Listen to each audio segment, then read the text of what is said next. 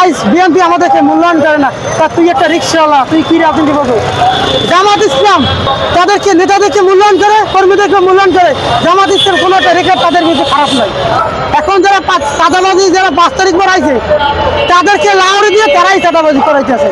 আমরা বিএনপি জন্য কি না করছি 28 সেপ্টেম্বর, আজ আমাদেরকে মামলার ভয় দেখায়, তত কথা ওদেরকে ধরে নিয়ে আদালতে কম। আগামীতে কাকে চাচ্ছেন প্রধানমন্ত্রী হিসেবে দেখতে? আগামীতে রাষ্ট্র ক্ষমতায় দেশের জনগণ যারা চাবে আমরা সেটাই চাবো।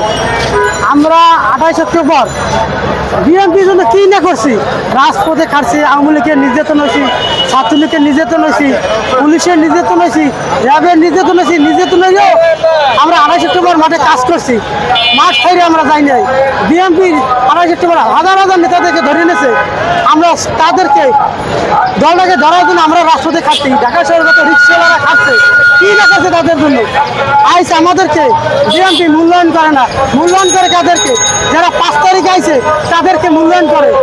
আমাদেরকে একটা দল দিয়েছে তারেক রহমান সাহেব, রিক্সা চালক দল, দকলম থেকে সে দল দিয়েছে, সে তো শিক্ষিত কিন্তু দল দেয় না।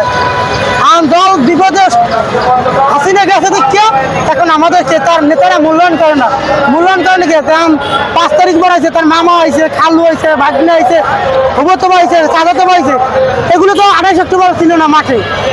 আজ আমরা 28 সেপ্টেম্বর এই ছাত্রদের সাথে আমরা যেখানে জীবনের বাজি রেখে আমরা মাঠে কাজ করছি। আজ বিএনপি আমাদেরকে মূল্যায়ন করে না। তা তুই একটা রিক্সাওয়ালা, তুই কি রাজনীতি করবো? জামাত ইসলাম তাদেরকে নেতাদেরকে মূল্যায়ন করে, কর্মীদেরকে মূল্যায়ন করে। জামাত ইসলাম কোনো একটা রেখে তাদের বিরুদ্ধে খারাপ নয়।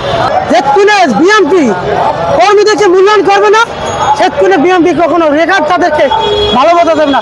তাদেরকে বিএনপি কর্মীদেরকে মূল্যায়ন করতে হবে, নেতাদেরকে মূল্যায়ন করতে হবে, তাহলে বিএনপি চাঁদাবাজি মুখ তাদের কন্ট্রোল হবে।